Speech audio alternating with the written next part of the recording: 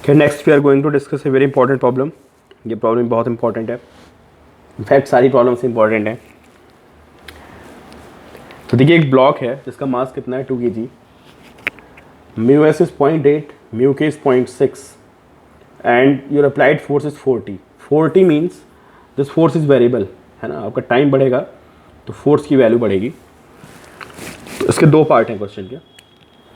पहला पार्ट है, मैं यहाँ नहीं नोट कर रहा हूँ, आप नोट करिए.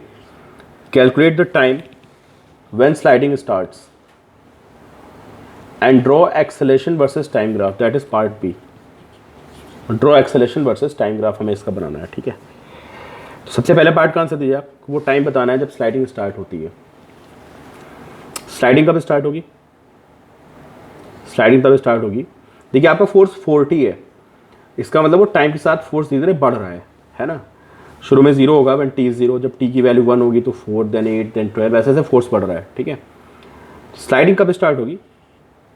स्लाइडिंग स्टार्ट होगी जब आपका applied force which is 40 is greater then the limiting friction. ठीक है, तो जरा वीडियो पॉज करके आंसर निकालिए, देखिए क्या आंसर आएगा आपका.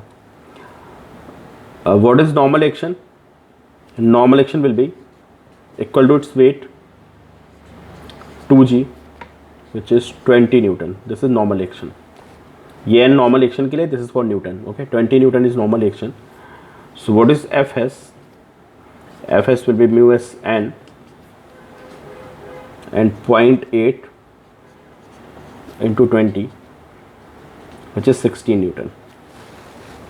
दिस इज लिमिटिंग फ्रिक्शन है ना. लिमिटिंग फ्रिक्शन क्या होता है? ये वो फ्रिक्शन होता है जो आपको मिनिमम अप्लाई करना पड़ता है. मतलब इस यहाँ तक इस पर फोर्स डेवलप हो सकता है आपको, अगर आपको इसको चलाना है तो your applied force should be greater than 16 newton. What is your applied force? Which is 40. तो 40 is applied force, should be greater than 16, and from here you can see T should be greater than 4. मतलब 4 second पे चलना शुरू कर देगा. 4 के just बाद जैसे थोड़ा भी टाइम बढ़ेगा ना, 4.0000, जैसे थोड़ा टाइम बढ़ता है इट विल स्टार्ट स्लाइडिंग, ये चलना शुरू कर देगा. तो ये तो पहले पार्ट का आंसर हो गया. ठीक है, फिर हमें क्या करना है, इसका ग्राफ बनाना है, एक्सेलेरेशन वर्सेस टाइम का ग्राफ. तो अगर मैं आपसे पूछूं कि 4 सेकंड तक कितना एक्सेलेरेशन है, तो 4 सेकंड तक तो ब्लॉक मूव ही नहीं कर रहा है, एक्सेलेरेशन विल बी 0 है ना. तो उससे पहले तो 0 है, तो when t is less then 4 a is 0. अब हम बात करते हैं when t is greater than 4. तो आपको पता है for t is greater than 4 there will be sliding.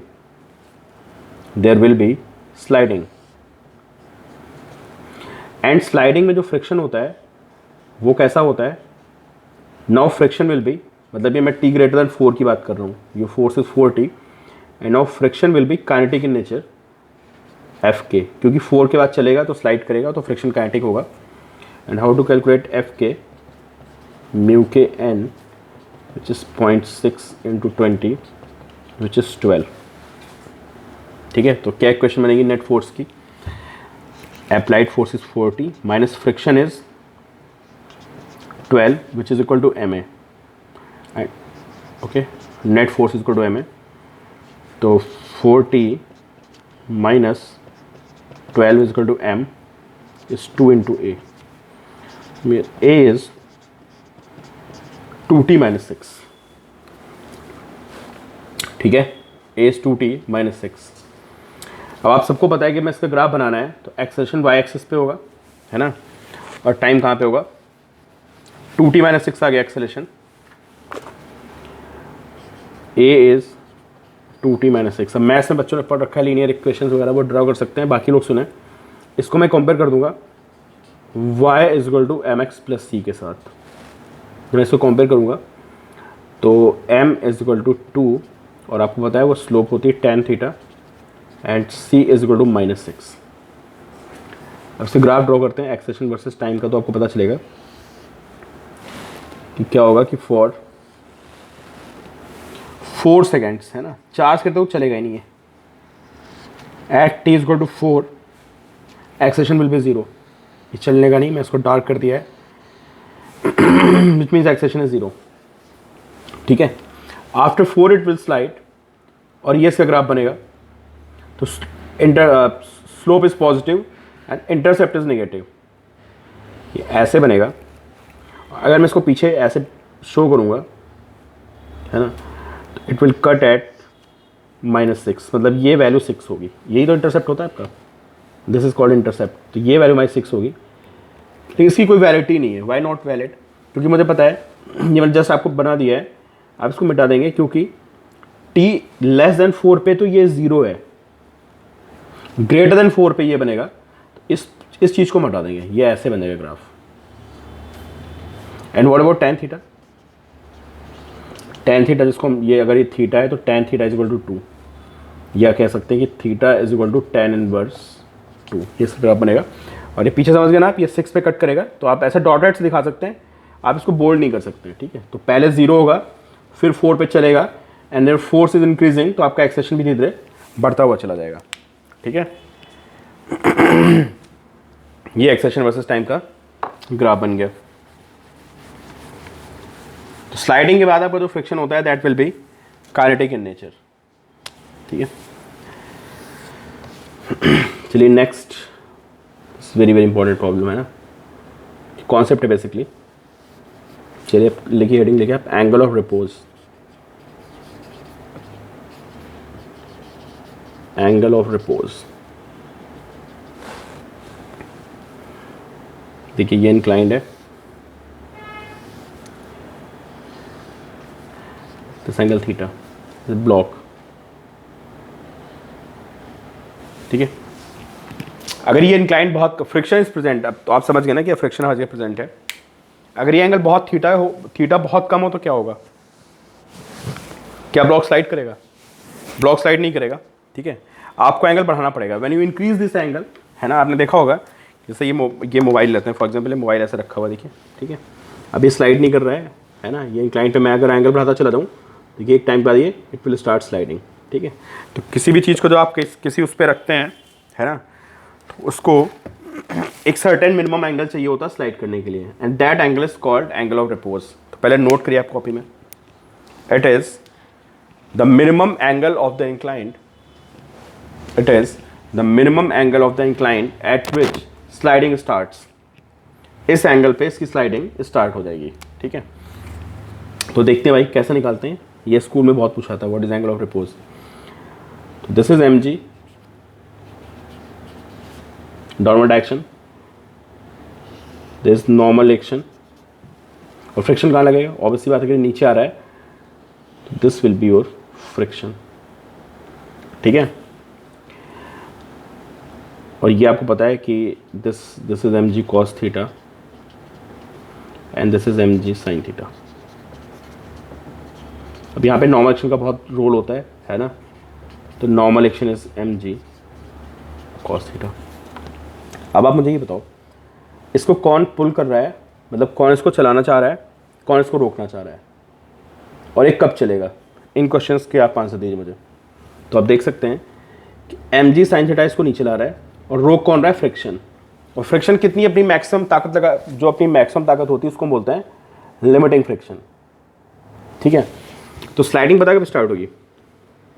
आप सोचिए स्लाइडिंग कब स्टार्ट होगी। मैं यहाँ पे लिख रहा हूँ, व्हेन mg sin थीटा, जो कि इसको नीचे ला रहा है, is greater then limiting friction, ठीक है। जब लिमिटिंग फ्रिक्शन से ज़्यादा होगा तो स्लाइडिंग स्टार्ट होगी। mg ये जस्ट इक्वल लिख देते हैं, स्लाइटली ग्रेटर कर देंगे ना। अगर mg sin थीटा की वैल्यू fs के इक्वल हो गई तो जस्ट अबाउट टू स्लाइड, है ना। एक्चुअली हम लोग वही कंडीशन देख रहे हैं, value of theta for which it is just about to slide, जब जस्ट चलने वाला है तो, ठीक है। से mg sin theta and what about fs, this will be mu s n and n is mg cos theta. तो आप देख सकते हो कि यहाँ से tan theta is equal to mu s, और theta is equal to tan inverse mu s. Basically ये वो कंडीशन है when just about to slide. अभी स्लाइड नहीं हुआ, स्लाइड कब करेगा? स्लाइड तब करेगा when theta your is greater than, जब ये एंगल आपका क्या हो, अगर ये tan इनवर्स, मैं यहाँ ऊपर लिखता हूँ, sliding will start when theta is greater than tan inverse mu S, ठीक है, when theta is greater than tan inverse mu S, इसको बोलते हैं एंगल ऑफ रिपोज, ठीक है, ये बात हो गई। देखिए यहाँ भी बहुत इंपॉर्टेंट क्वेश्चन बनते हैं, ठीक है, फ्रिक्शन, यार फ्रिक्शन से क्वेश्चन रहते रहता है, समझ लो आप, जेई में तो क्वेश्चन मिस नहीं होता है, मेंस से लेकर एडवांस तक कहीं ना कहीं फ्रिक्शन जरूर अटकता है, ठीक है। अब बहुत ध्यान से देखना, ये एक अलग टॉपिक है, इस पर बहुत सारे आपको क्वेश्चन मिलने वाले हैं एंगल ऑफ रिपोज पे। तो अब क्वेश्चन ये है कि आपके पास अगर आपका theta, if theta is greater than tan inverse mu S, ये हो गया तो क्या होगा? Obviously there will be sliding, है ना। अगर आपका थीटा इससे ज़्यादा हो गया तो स्लाइडिंग होगी, है ना। तो मेरा क्वेश्चन क्या है कि find acceleration and find friction force when your theta is greater than tan inverse mu S, ठीक है। तो अब बताइए आप क्या बता पाएंगे? पहले बताइए एक्सेलरेशन कौन सा होगा, सॉरी फ्रिक्शन अब नेचर में कैसा होगा? बिल्कुल सही आपने सोचा होगा, friction will be kinetic in nature because sliding start हो चुकी है, दिस इज एफ के, ठीक है। इसको कौन लाएगा था नीचे? लॉ ऑफ मोशन पढ़ चुके हैं आप, मैं डायरेक्टली बना देता हूँ, mg sin थीटा इसको नीचे लाएगा तो भी normal action and this will B mg cos theta, ठीक है। चलो mg नहीं बनाते हैं, कोई दिक्कत नहीं है, mg के कॉम्पोनेंट्स तो बना देना मैंने, mg sin theta mg cos theta, and in this case n is equal to mg cos theta. Formula याद रखना है, ठीक है। तो क्या होगा भाई, इसको कौन लाएगा नीचे? mg sin थीटा, और कौन रोकेगा इसको? फ्रिक्शन। तो equation will be mg sin theta minus mu के mg cos theta. How mu के mg cos थीटा? एफ के की वैल्यू कितनी होगी? एफ के is mu K N, okay, F के इज म्यू के एन, तो ये mg cos थीटा हो गया, तो this is mg sin theta minus this is net downward force, और ये हमें क्या प्रोवाइड करेगा? ये हमें एक्सेलेरेशन प्रोवाइड करेगा। तो in this case acceleration is equal to g common लेते हैं and sin theta minus mu K cos theta, this will be acceleration. आपको याद होगा कि friction is absent then acceleration is g sin theta, है ना। उस केस में एक्सेलेरेशन कितना होता है? Only mg sin theta acts, तो एक्सेलेरेशन हमारा हो जाता है g sin theta minus mu K cos। What about friction? Friction यार हमारा हो जाएगा म्यू के mg cos थीटा, खत्म, ठीक है। अब मैं जो सेकंड पार्ट की बात कर रहा हूँ, इस पे क्वेश्चन बनते हैं एक्चुअली बहुत सारे, है ना। तो चलिए आप मुझे आंसर देना, ठीक है, कि अब पार्ट बी में क्या हो रहा है। If theta angle of incline is less than tan inverse mu S, where tan inverse mu S आपको पता है this is angle of repose. अगर आपका इंक्लाइन का एंगल ऑफ रिपोज से कम है तो क्या स्लाइडिंग होगी यहाँ पे? No sliding, okay. This is theta and this block will be at rest. थोड़ा बड़ा बनाते हैं यार, बहुत सही तो जगह हमारे पास।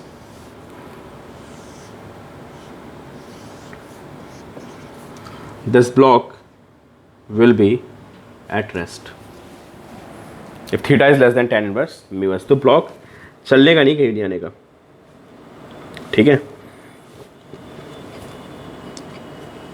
तो वॉट आपको क्या क्या बताना है? You have to find acceleration. Acceleration तो जीरो हो गया, चलो बात ही खत्म, no sliding, acceleration zero.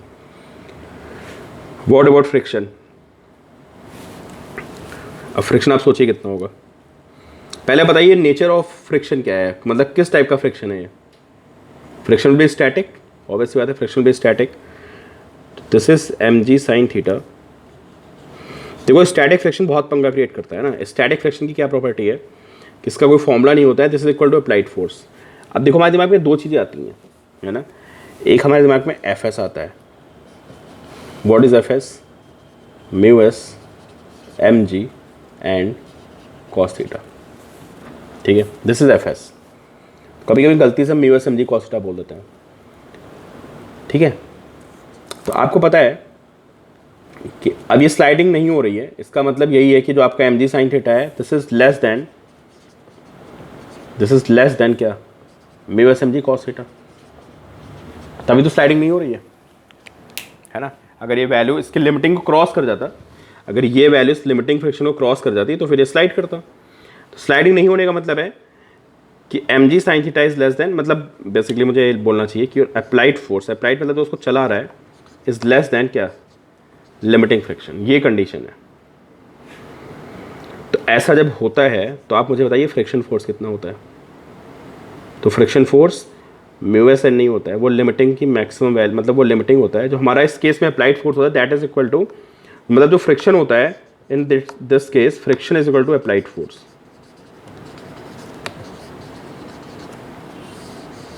Applied force मतलब चलाने वाला फोर्स, उसको कौन चला रहा है, एम जी साइन थीटा।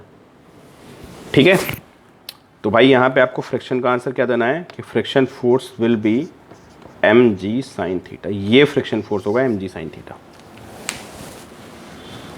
समझ गए आप गलती से mu S M G cos theta मत बोल देना, वो हमारा कौन सा फोर्स है, वो हमारा लिमिटिंग फ्रिक्शन है जिसकी जो मैक्सिमम वैल्यू है। ठीक है, और क्योंकि आपका अप्लाइड फोर्स लिमिटिंग से कम है, अगर आपका अप्लाइड फोर्स लिमिटिंग से कम है तो फिर आपका जो फ्रिक्शन होता है वह अप्लाइड के बराबर हो जाता है। तो friction is equal to M G sine theta.